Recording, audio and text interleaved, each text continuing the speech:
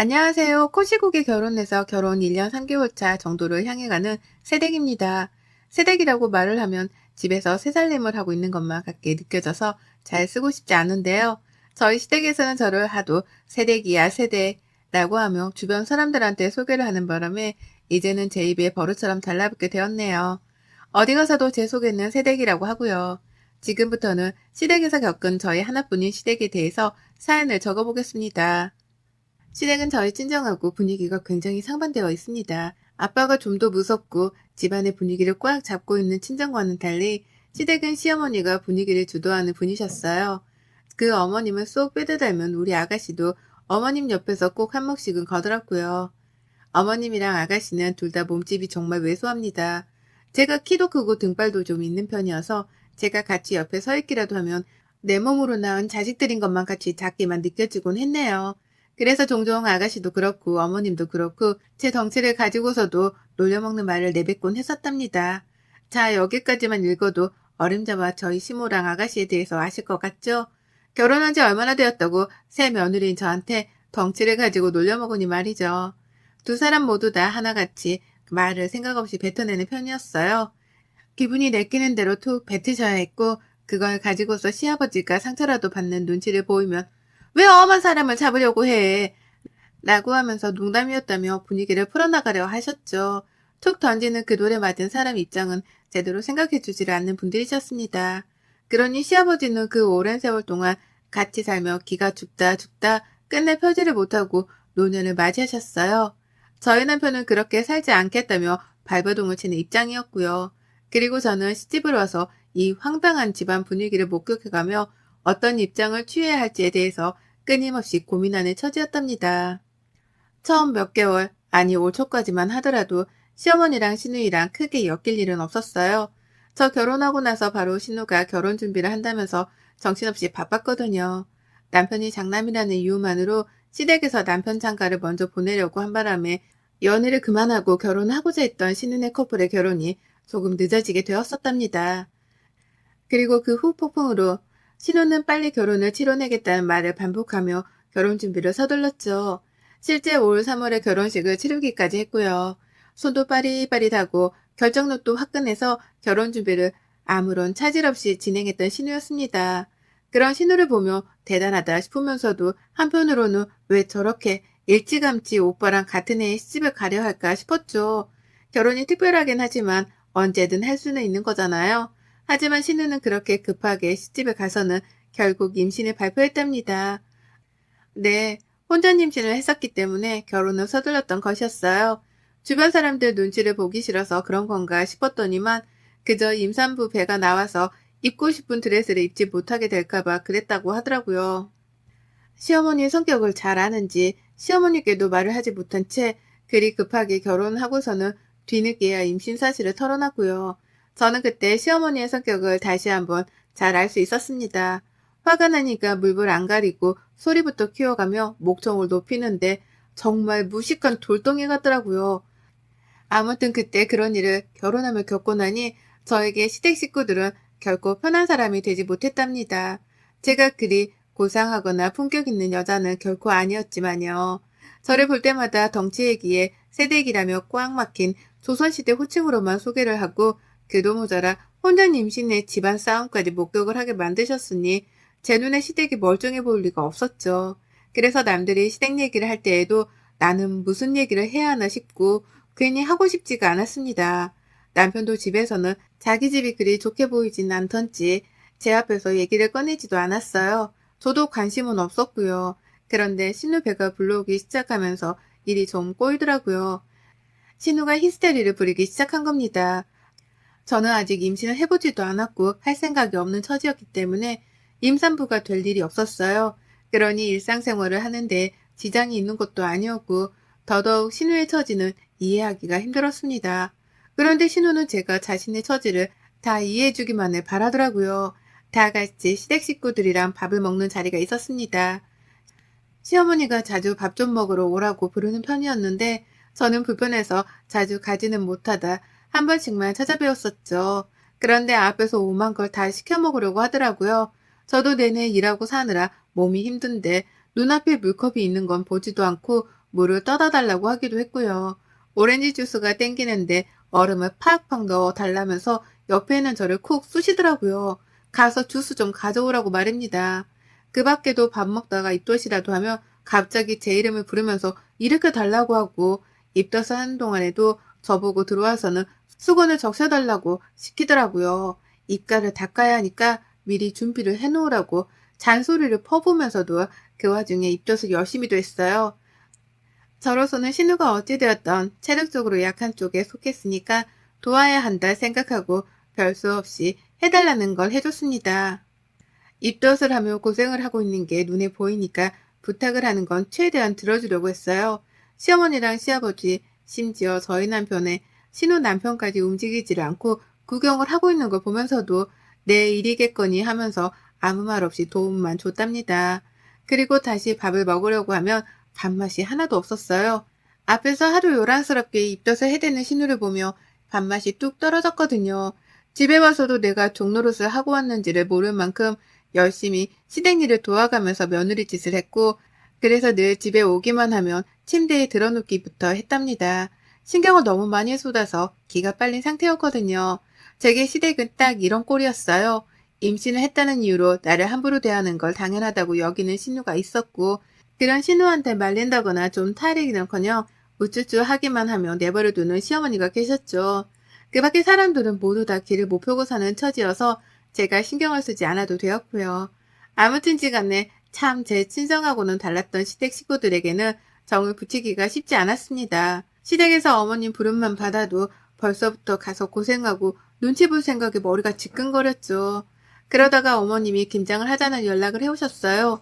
신우가 막달에 가까워 배가 나와 있는 임산부라는 그 말은 쏙 빼놓은 채로 김장을 하자고 제안부터 하시더라고요.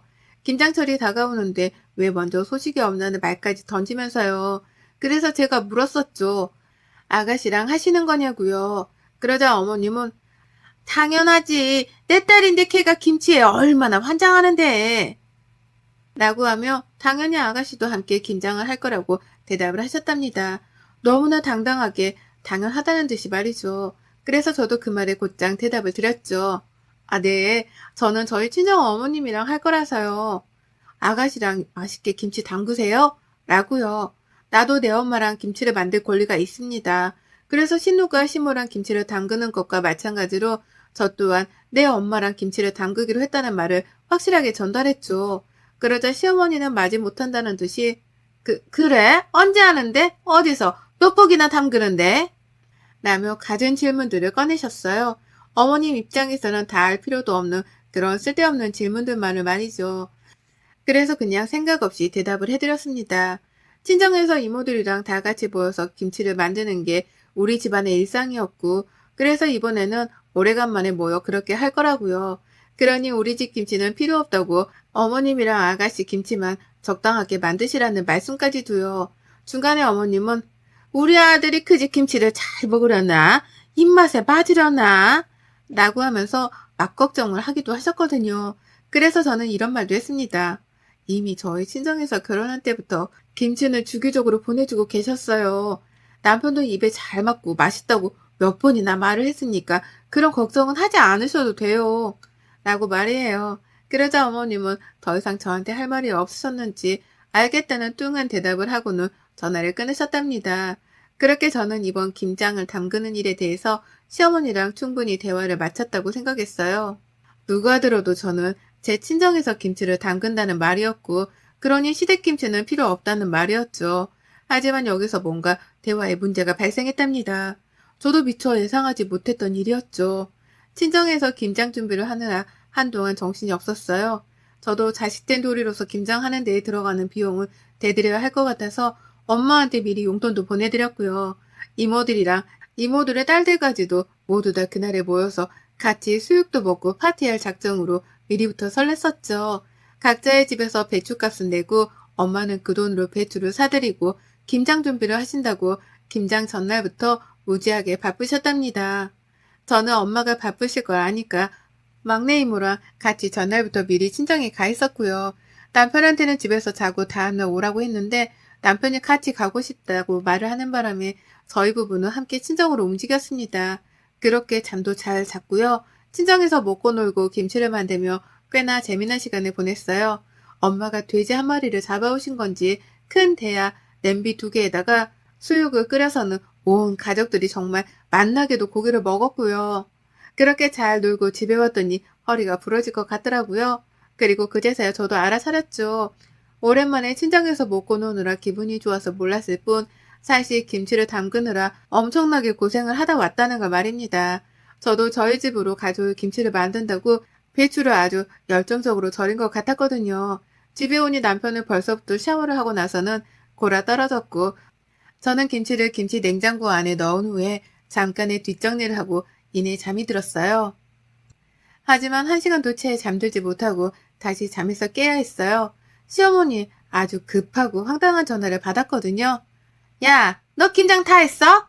라고 하는 혀짧은 소리를 내며 화끈하게 첫마디를 뱉으신 어머님이셨어요. 겨우 정신을 차리고 보니까 주변이 아주 깜깜하더라고요. 새벽이었습니다. 시간은 밤 12시를 조금 넘긴 때였고요. 순간 미간이 찌그러졌고 다시 한번 핸드폰을 확인했습니다. 분명 시어머니의 번호였죠. 네? 라고 황당하다는 듯이 대답을 했어요. 지금 시간이 몇 시인데 김장했냐는 질문을 하려고 전화를 하신 건가 싶었으니까요. 차마 이 말을 직접 하지 못한 채 너무 당황스러워서 무슨 일이세요? 라고 되물었습니다. 그렇지 않고서야 왜 지금 이 시간에 전화를 해서 그걸 물어보자는 의도였죠. 하지만 어머님은 누구보다도 저를 답답해하며 되물어 보셨답니다. 너 지금 자다 일어난 거 아니지? 지금까지 자느라고 연락도 안 한 거야?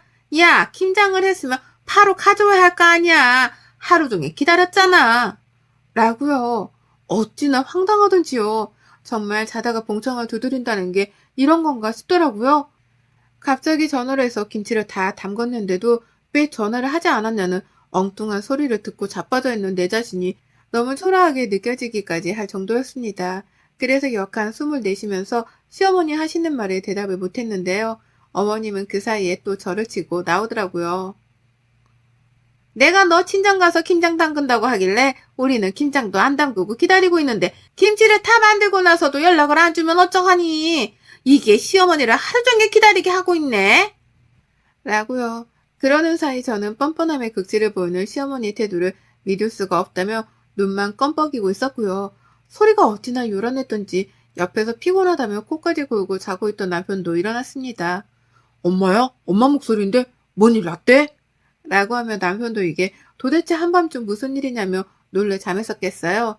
급기야 남편은 불까지 켜고서는 옆에 앉아 저를 쳐다보는데 어머님은 혼자서 할 말만 주구장창 뱉어내셨답니다. 아니 너 니네 친정 가서 김장한다며 우리 것도 있을 거 아니야. 그러려고 우리 집에 안 오겠다고 한 거 아니니? 근데 김치를 만들었으면 곧장 가지고 오던가 아니면 얼마큼 만들었다고 말이라도 해주던가. 얘가 사람을 하루 종일 기다리게 하고 있네. 내가 너 친정 가서 재밌게 놀라고 일부러 연락도 안 했다가 지금에서야 하는 거야.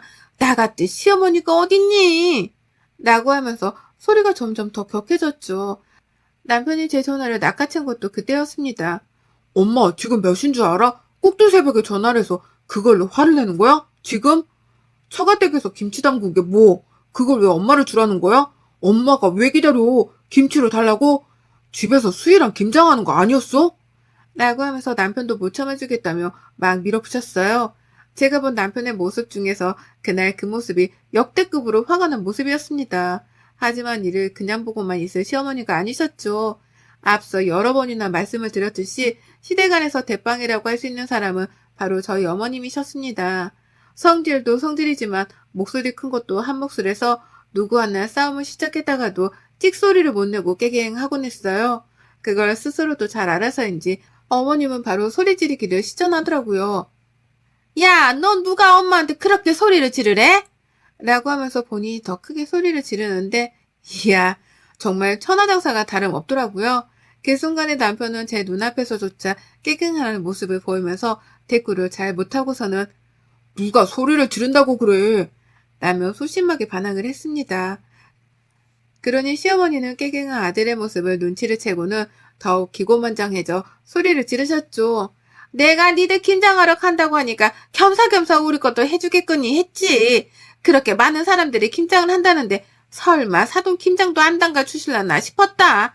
안 담가 줬다 하더라도 며느리면 딱딱 알아서 시댁으로 보낼 김장 정도는 해봤어야지. 어디 버릇없이 지들끼리 김치를 담근 걸로도 모자라 시댁 걸 챙기지도 않고 올 생각을 해. 라고 말이에요. 평소 같으면 남편네 집안일이고 그러니 남편이 알아서 하겠거니 싶었습니다. 근데 정말 이건 아니더라고요. 내가 내 집 가서 우리 식구들이랑 김치를 만들 거니까 니들 김치는 니들끼리 만들라고 분명하게 말을 했는데도 불구하고 꼭두 새벽에 전화를 해와서 왜 자기네들 김치가 없냐고 승질을 부리다니요. 이건 정말 억지에 가까운 말이었는데 그 억지를 너무나 당당하게 하는 걸 보면서 할 말을 잃었답니다. 그래서 저는 당장에 남편으로부터 핸드폰을 빼앗아 들었고 비록 얼굴을 마주보고 있지는 않았으나 아주 화가 단단히 났다는 자세와 표정을 취한 채 말씀드렸죠. 어머님이 김치가 먹고 싶으셨나 보구나. 그래서 초대도 안 했는데 김치를 얻어먹겠다고 지금 이 난리시구나. 라고요. 그러자 시어머니가 뭐가 어째? 라면 제가 비꼬는 이 말에 대해 기가 막히다며 언성을 높이셨답니다. 하지만 저는 이 타이밍을 놓치지 않고 재차 어머니께 물었죠. 그래서 몇 포기가 필요하신데요? 몇 포기를 먹을 건데요? 라고요. 그러자 어머님은 자신에게 김치를 주겠다는 소리인 줄 아셨는지 갑자기 목소리를 팍 낮추며 대답을 하시더라고요. 아유, 너도 참 진작에 준다는 말부터 했어야지. 괜히 내 승질을 건드려 소리까지 지르게 만드니 피곤하게. 우리 집 양반도 먹이고 네 시누이도 갖다 줄 거니까 8포기? 아니다. 딱 맞춰서 12포기 정도. 인당 3포기는 먹지 않겠니? 라고요. 옆에서 남편은 자기 엄마 치부가 보이긴 하는지 얼굴을 손으로 쓸어내리면서 제게 손짓했습니다. 화를 억눌러 달라고요. 본인이 봐도 지네 엄마가 이상한 거라니까 저한테 어떻게든 일방적으로 화를 참아달라는 소리였어요. 하지만 저는 시어머니랑 이판사판 뜨고 싶은 마음뿐이었고 그래서 다시 한번 물었죠. 정확히 몇 포기를 달라는 말씀이세요? 라고요. 그러자 시어머니는 짜증이 좀 섞인 제 말에 빈정이 상했는지 12포기! 라면 덩달아 짜증 섞인 말투로 대답을 하셨고요. 저는 그럼 어머니께 말씀드렸습니다. 네, 12포기 도합 36만 원이요. 계좌번호 보내드립니다, 지금. 라고요. 어머님은 거의 2초 정도 말씀이 없으셨다가 물었죠. 뭐? 너 지금 나한테 돈을 내란 소리냐? 라고요. 네, 저는 시어머니로부터 꼭 돈을 받을 예정이었습니다.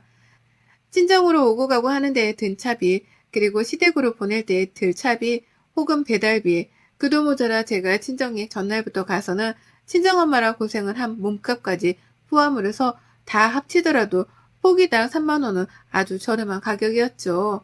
그리고 전 이 저렴한 가격을 시어머니께 아주 당당하게 요구했습니다. 포기당 3만 원이니까 계좌이체로 선지불을 해달라고요. 김치는 선지불된 금액이 도착을 했을 경우에만 보내드리겠다는 요구사항까지 덧붙이면서 말이에요. 당연히 이 말에 시어머니는 눈깔이 뒤집힌 사람 마냥 난리셨어요. 어떻게 그럴 수가 있냐며 말도 안 되는 요구사항이라고 말이에요.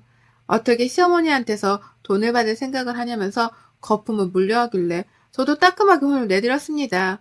어떻게 며느리랑 처갓집에서 뼈 빠지게 만든 김치를 거저 가져갈 생각을 하세요. 노동값을 지불하든지 노동값을 지불하지 못했으면 돈이라도 지불을 하든지 거지도 아니고 말이야. 라고 말이에요. 저의 마지막 말이 회심의 한 방이었던지 어머님은 또다시 정적을 만드셨습니다. 저로서는 너무도 익숙하지 못한 상황이었죠. 늘 떽떽거리면서 우겨대기만 하는 분이신데 갑자기 말을 안 하시니까요. 하지만 저도 더는 참고 속이기만 할 이유가 없었고 무엇보다 밤 12시가 넘긴 이 시점에서 먼저 싸움을 걸어온 건 어머님이셨기에 똑같이 응대를 해드렸습니다. 예의도 저버린 채로 공짜를 바라지 말고 합당한 돈이나 노동값이라도 지불을 하라며 따끔하게 홍군형을 날렸죠. 누군 시간이랑 돈이 남아 돌아서 김장을 하루 종일 담그고 온 줄 아냐며 비아냥대는 혼잣말도 거침없이 쏟아냈고요. 그리고 나서 번호 보내드렸어요. 지금 보내주실 거죠? 라고 되물었거든요. 실시간으로 어머니께 카톡을 보내가면서요. 근데 어머님이 정말 말도 없이 전화를 뚝 끊어버리셨답니다. 돈 달라는 말에 대꾸도 못하고 그냥 돈을 안 내고 김치도 안 받겠다며 전화를 끊은 거예요. 김치를 달라 또 전화를 해오실 줄 알았는데 다음 날이 되어도 연락은 없었고 그 길로 어머님은 다신 제게 김치를 달란 말 따위는 입에 올리지도 못하고 계시답니다. 저 또한 그냥 꽁으로 어머님께 김치를 넘길 생각 따위는 추워도 없고요. 어디 감히 며느리가 뼈 빠지게 만든 김치에 숟가락만 얹으려고 하는 건지 공짜 좋아하다가 며느리한테 평생 팽당할 수 있다는 걸 이번 기회에 뼈저리게 느끼셨길 바랍니다. 하여간 우리 시어머니는 시어머니라서가 아니라 정말 이해하기도 힘들고 이해하고 싶지도 않네요. 여러분의 생각은 댓글로 남겨주세요. 오늘도 시청해주셔서 정말 감사합니다.